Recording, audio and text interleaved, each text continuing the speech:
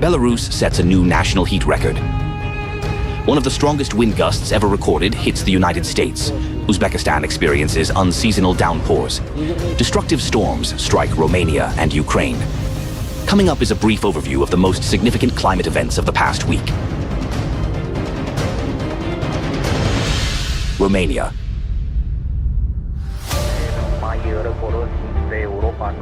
Following a period of abnormal heat, during which temperatures in some parts of Romania exceeded plus 40 degrees Celsius, a series of severe storms struck the country beginning on June 29th. Their effects were felt in dozens of communities across more than 20 counties. The capital, Bucharest, was among the hardest hit areas. During the night of July 1st, more than 88 millimeters of rain fell within just a few hours, exceeding the average monthly rainfall. Wind gusts reached 90 kilometers per hour. Widespread flooding virtually paralyzed traffic on city streets and inundated numerous basements and ground floors. Dozens of vehicles, including ambulances, became trapped in the water. More than 1,000 fallen trees created additional difficulties. Damage to the overhead power network suspended tram and trolleybus services. Traffic on Basarabia Boulevard was restricted because of the risk of the road surface collapsing, while several metro stations were closed indefinitely after being flooded.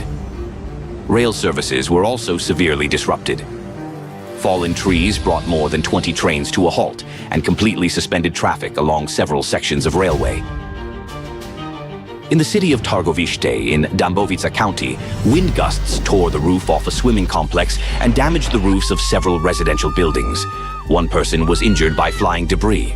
On the Padane Plateau in the Bucegi Mountains, lightning struck as a group of 14 children and their teacher were following a mountain trail.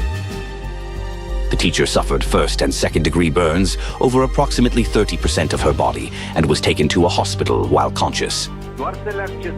One child was also hospitalized with a leg injury. In the commune of Găneasa in Ilfov County, a tree fell onto a minibus, killing one of the passengers.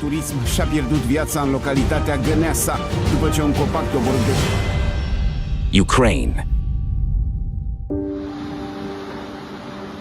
On June 29th, a powerful storm front swept across several regions of Ukraine following a period of abnormal heat. In Lviv, maximum temperature records were broken for 6 consecutive days. On June 29th, a new monthly temperature record was set as the air temperature climbed to plus 37.4 degrees Celsius. The atmospheric front that replaced the heat brought severe thunderstorms, torrential rain, and damaging winds. In Lviv, strong winds tore part of the roof off a district administration building, damaged windows, and brought down more than 20 large trees. One of them fell directly onto a trolley bus. The storm damaged the overhead power network, blocked roads, and suspended several tram routes for several hours.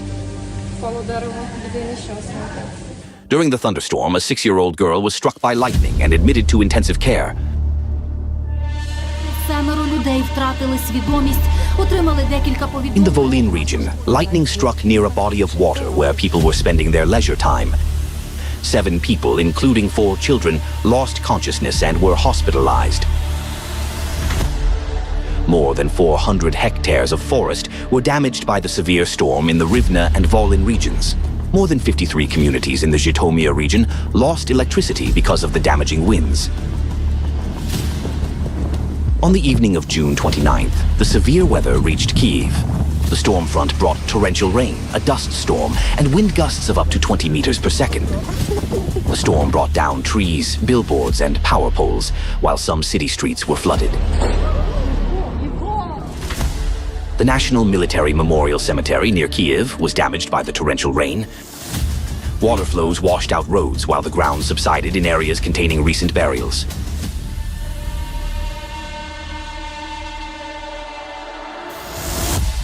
Uzbekistan. At the beginning of July, Uzbekistan experienced weather conditions that were unusual for the season. According to Uzhydromet, heavy rain fell across most areas of the Republic of Karakalpakstan on July 1st, accompanied by wind gusts of up to 22 meters per second. In the city of Nukus, the windstorm tore the roof off one of the buildings. In the country's capital, Tashkent, a powerful thunderstorm continued for several hours and was accompanied by torrential rain, hail, and damaging winds. On social media, residents noted that weather of such intensity was highly unusual for July. This month is normally considered one of the hottest and driest in the region, with average monthly rainfall not exceeding 3 millimeters. The effects of the heavy downpours also reached the Samarkand region. Following rainfall in the mountainous areas of Uzbekistan and Tajikistan, the water discharge in the Zeravshan River nearly tripled. Riverbank erosion subsequently damaged a section of the Samarkand-Urgut railway line.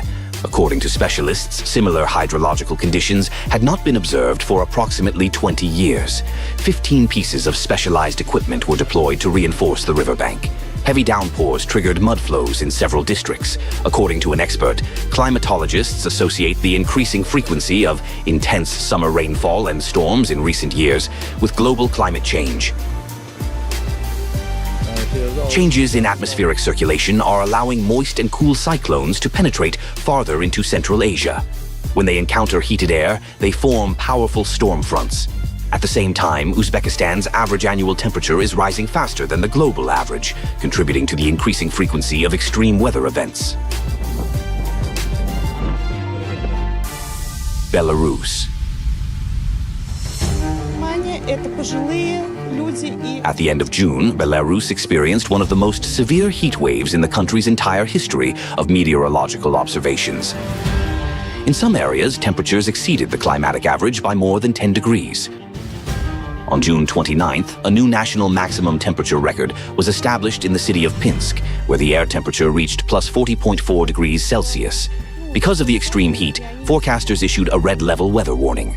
The heat did not ease even at night. Many areas of Belarus experienced what is known as a tropical night, with temperatures remaining above plus 20 degrees Celsius.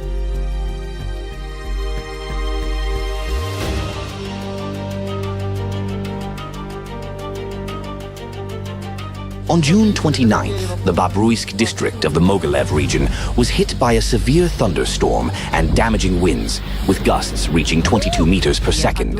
The severe weather caught residents during the City Day celebrations. In the main square, the wind swept away market stalls, canopies, and other temporary structures. More than 100 trees were brought down, including one that fell onto a 5-story residential building. Numerous roads were blocked, and 12 vehicles were damaged. The windstorm tore the roofs off 2 buildings and shattered the windows of a store.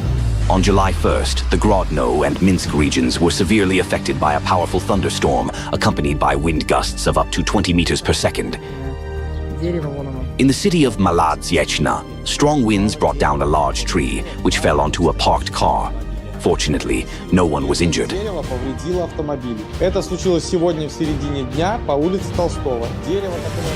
United States. During the morning hours of June 29th, powerful thunderstorms swept across central and eastern South Dakota. The city of Highmore was the hardest hit location. According to the National Weather Service, straight-line wind speeds near Highmore reached approximately 211 kilometers per hour. This was the second strongest wind gust not associated with a tornado ever recorded in the state. Powerful wind gusts tore roofs from houses, overturned vehicles, and damaged grain bins and wind turbine towers. Highmore lost electricity, while roads were blocked by fallen trees and debris. Some people were injured during the storm. One local resident said that shortly before the storm arrived, she heard a deafening roar resembling an approaching freight train. This was followed by the sound of shattering glass and something heavy falling onto the house. Beginning in late June, a blocking high-pressure system became established over the United States, creating a type of high-pressure dome. It trapped extremely hot and moisture-laden air near the surface across more than 2/3 of the continental United States. The heat dome created extreme and life-threatening conditions in the country's largest metropolitan areas, affecting more than 200 million Americans.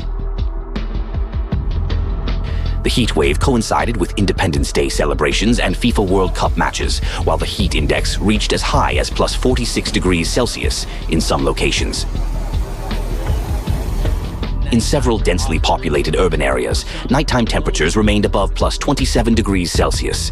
The human body did not have enough time to recover from the daytime heat, causing heat stress to accumulate. 90-degree temperatures. A player carrying the boy inside. In Washington, where the main events marking the 250th anniversary of United States independence were taking place, dozens of people affected by the heat required medical assistance. On Washington's National Mall.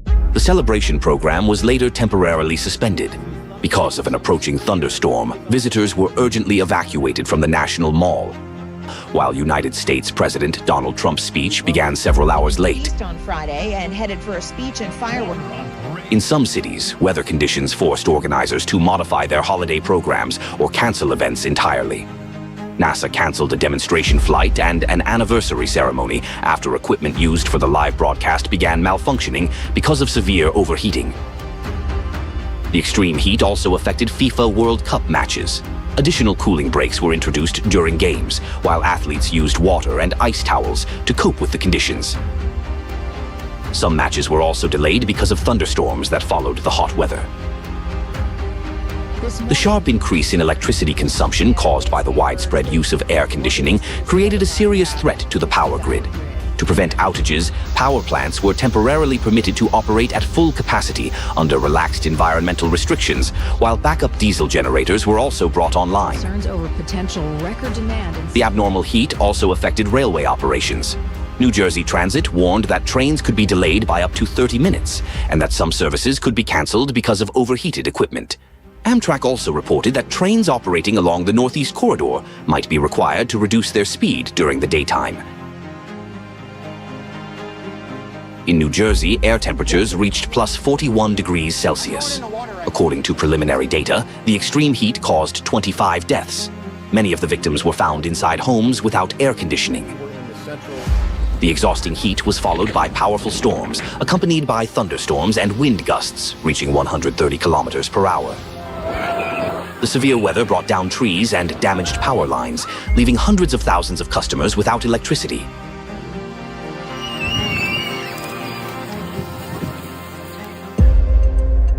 According to the United States National Weather Service, heat remains the deadliest weather-related threat in the country. On average, heat caused 273 deaths each year, more than twice the number of deaths caused by flooding, and significantly more than the figures associated with tornadoes, hurricanes, and lightning strikes. At the same time, as the graph shows, the number of heat-related deaths has continued to rise steadily in recent years, turning extreme heat into an increasingly serious threat. The main danger lies not simply in a high temperature on a single day, but in a prolonged heat wave, a period when hot days and warm nights persist for several consecutive days. Under such conditions, the human body does not have enough time to cool down and recover. In cities, the situation is aggravated by the urban heat island effect. Concrete and asphalt surfaces absorb heat during the day and gradually release it at night, causing heat stress to continue accumulating even after sunset. Statistics show that heat waves are becoming more frequent and longer lasting in many regions of the world, meaning that an increasing number of people are facing risks for which they are no longer prepared. Improved forecasting systems, timely warnings, access to water, the establishment of cooling centers, and clear safety guidance are therefore effective measures that can save lives.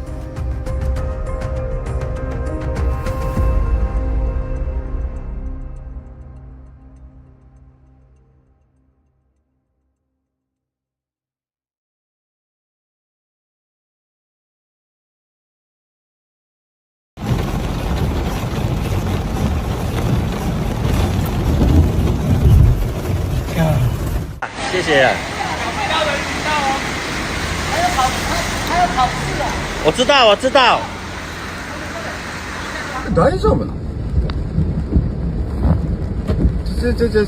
や、これやばいよな。これってどんくらい進んだらあかんねやったっけ？これ結構やばない？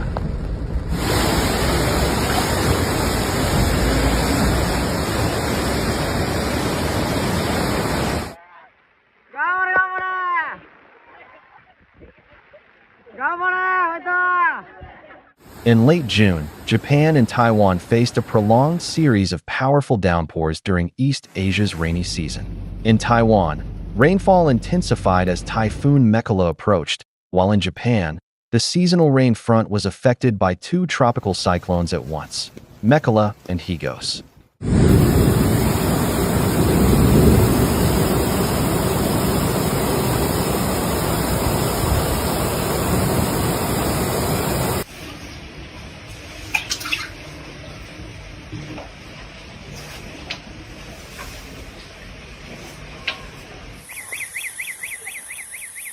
Mekkhala rapidly gained strength over the Philippine Sea. By June 22nd and 23rd, its maximum sustained winds had reached approximately 115 miles per hour. At around the same time, Higos formed near the Mariana Islands. The tropical cyclones followed different tracks. Mekkhala passed closer to the island of Taiwan and Japan's Ryukyu archipelago, while Higos remained farther east and headed toward Japan.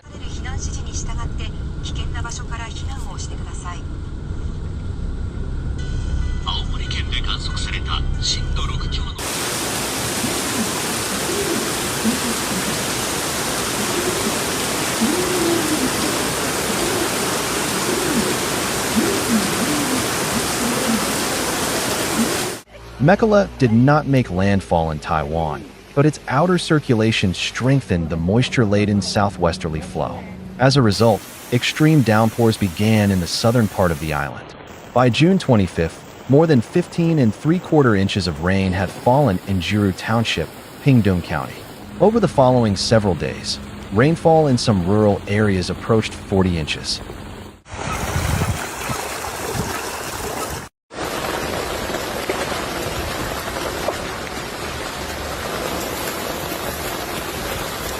Kaohsiung, Pingdong, and Tainan were the hardest-hit areas.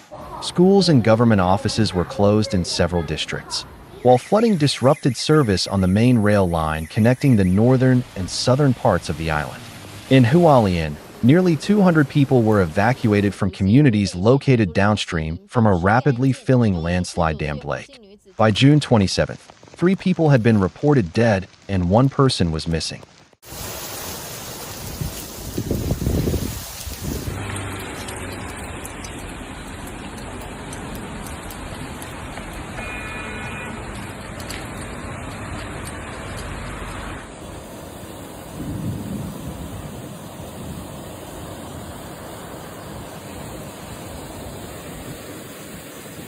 In Japan, the situation developed according to a more complex scenario. Warm, humid air from the 2 typhoons fed the seasonal Baiu front, causing heavy rainfall even before the cyclones made their closest approach. The downpours initially affected western Japan. On June 26th, the Kumo River was reported to have overflowed in Kyoto, while dozens of homes were flooded in Nara and Hiroshima prefectures. The area of the most intense rainfall then shifted eastward toward the Kanto and Tokai regions, as well as the Boso Peninsula.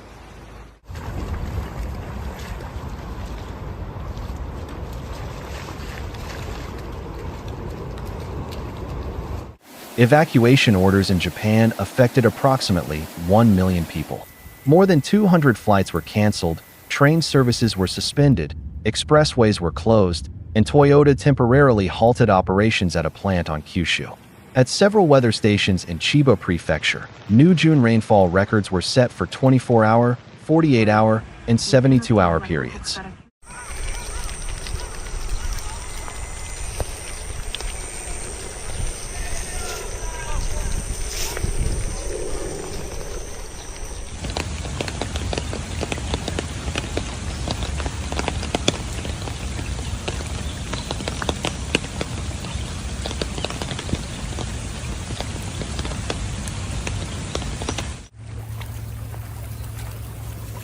This episode illustrates one of the defining features of modern climate change. Hazardous events are increasingly occurring at the same time and intensifying one another.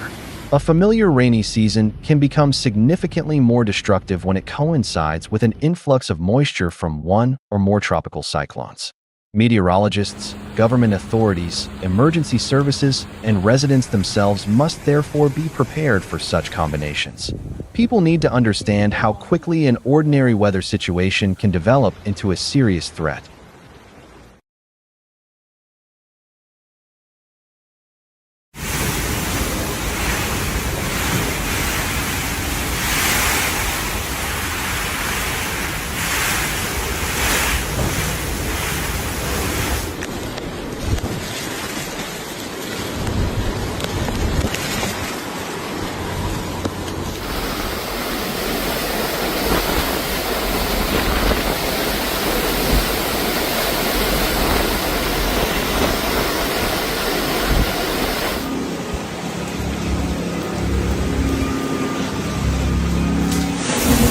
In early July, Tropical Storm Baiu formed over the western Pacific Ocean and began rapidly gaining strength as it approached the Mariana Islands.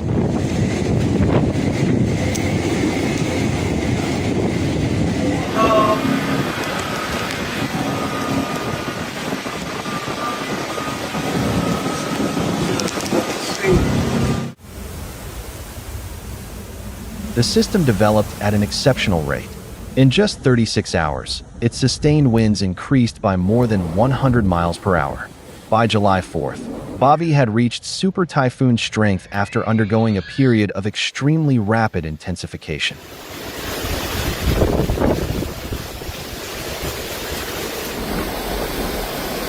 The storm reached peak intensity on the morning of July 6th. Sustained winds climbed to approximately 180 miles per hour, while individual gusts reached about 215 miles per hour. On the Saffir-Simpson hurricane wind scale, this intensity was equivalent to a Category 5 hurricane, the highest classification.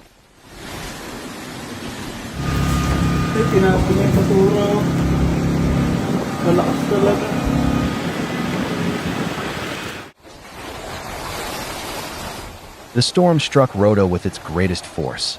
Rota is a small island with a population of approximately 2,000 people and is part of the northern Mariana Islands. The eye of the super typhoon passed directly over the island, placing Rota within the zone of the most destructive winds.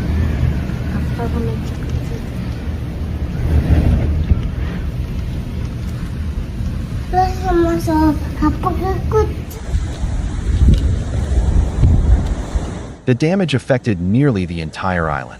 Almost every home sustained damage, and even substantial concrete buildings were not spared. Some structures were completely destroyed, while others lost roofs, walls, and windows.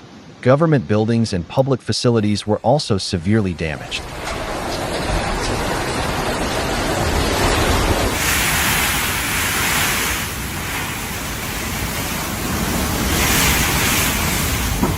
Both the airport and the seaport, the island's main transportation links to the outside world, were damaged at the same time.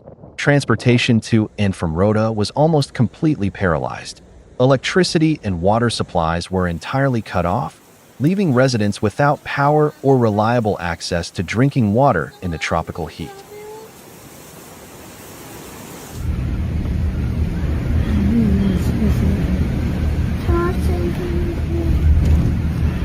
Despite the enormous strength of the super typhoon and the widespread destruction, no deaths were reported on the island.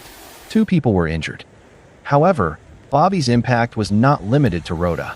Hurricane-force conditions were also recorded on other islands across the archipelago. Yeah, the water broke. Water broke. On Guam, which is home to major United States military facilities, strong winds were accompanied by prolonged torrential rainfall. Approximately 12 3/10 inches of rain fell within 24 hours, setting a new daily rainfall record for the island.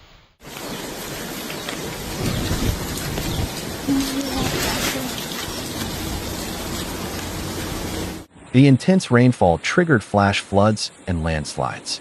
Many roads became impassable because of flooding, fallen trees, and debris from damaged structures. North of Rota, on Saipan and Tinian, the typhoon also brought down power lines, damaged residential and commercial buildings, and disrupted port operations. For these islands, the new disaster was especially severe because they had not yet recovered from the previous storm.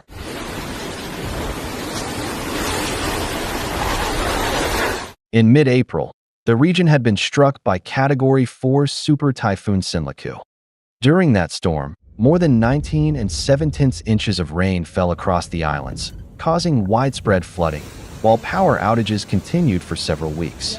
The damage was estimated at approximately $1.5 billion United States dollars.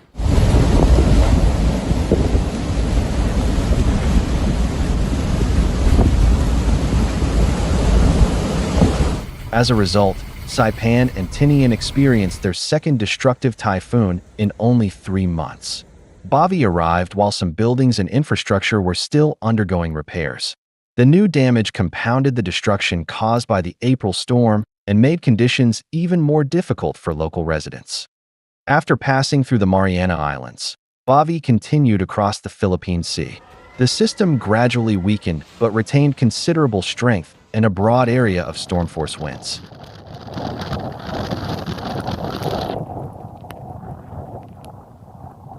On July 11th, the typhoon reached the eastern coast of China and made landfall near the city of Taizhou in Zhejiang province. By that time, sustained winds had decreased to approximately 89 miles per hour, equivalent to a Category 1 hurricane.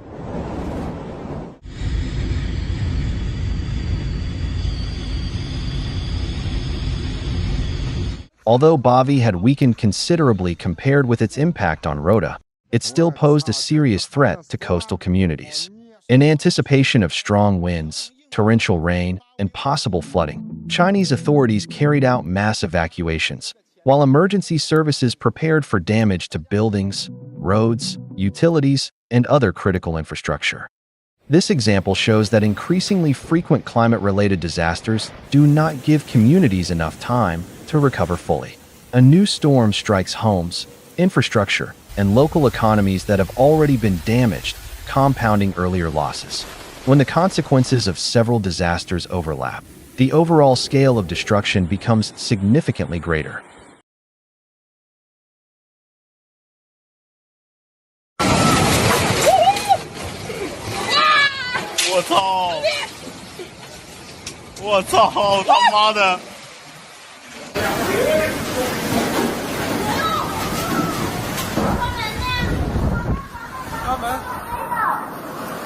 On the evening of July 6th, eastern Hubei province in China was struck by a powerful thunderstorm system. Torrential rain and destructive winds swept across Huangshe, Huanggang, Hizhou, and Xianing, but the most devastating effects came from several tornadoes that tore through densely populated areas.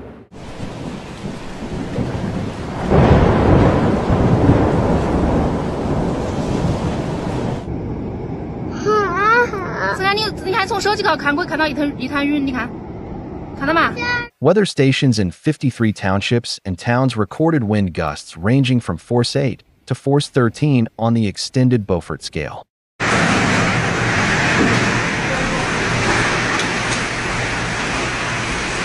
One of the strongest tornadoes, rated EF2, formed in the central Liqing district of Hizhou.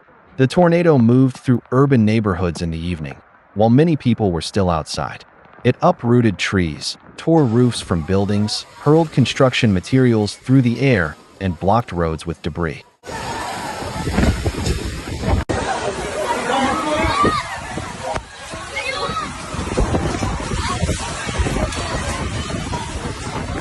The funnel then headed toward the Yangtze River, one of China's busiest transportation routes. About 120,000 vessels pass through this section of the river each year. However, the Maritime Safety Administration had suspended traffic in advance. More than 720 vessels left the shipping channel, took shelter in protected waters, and dropped anchor. As a result, when the tornado crossed the river, there were no moving vessels in its path.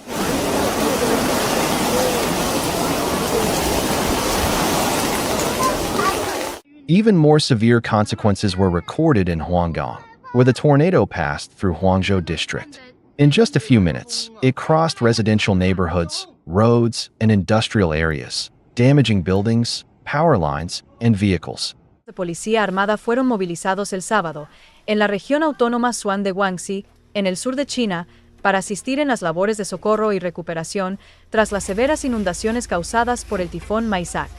En la ciudad de Fangchenggang, 53 efectivos de la Policía Armada fueron desplegados. At one logistics park, multi-ton trucks were overturned, while some vehicles were thrown about 98 feet. Warehouse buildings lost walls and roofs. Metal structures were crushed, and the entire area was covered with debris. 不知道有没有买那个第三者那个什么车身险，要是没买。 Guangdong Normal University was also damaged. Nearly all of the library's exterior windows were shattered, and the stadium's roof covering was torn away. More than 100 students sustained injuries of varying severity.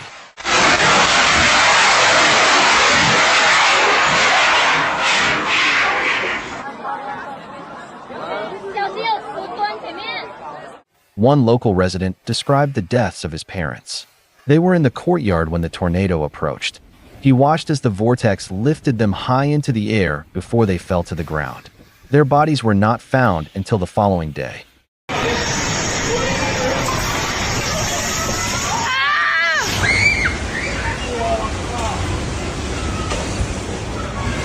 As of July 7th, the disaster had affected about 14,600 people in Hubei province. 11 people were killed, and another 331 were injured. 22 buildings were completely destroyed, while 4,855 sustained damage.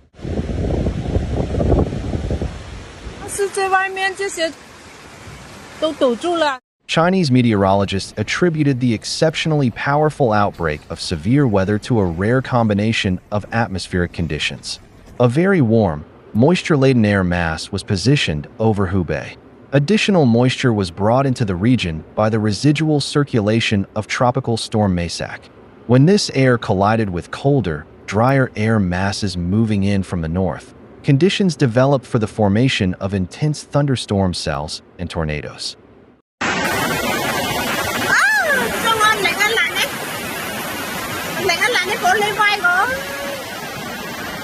In southern China, Mekkhala brought prolonged downpours, and because the system moved slowly, bands of rain repeatedly passed over the same areas of Guangxi province. Jiangping Township in Dongxing County received more than 20.9 inches of rain within 24 hours, exceeding the average rainfall for the entire month of July, while rainfall rates in some areas surpassed 4 inches per hour. Flooding and landslides affected all 14 prefectures in the province. About 375,000 people were affected, approximately 130,000 were evacuated, at least 6 were killed, and another 11 were reported missing. 看那怎么救了，完了，让他包那竹竿。包那你也竹竿带你走。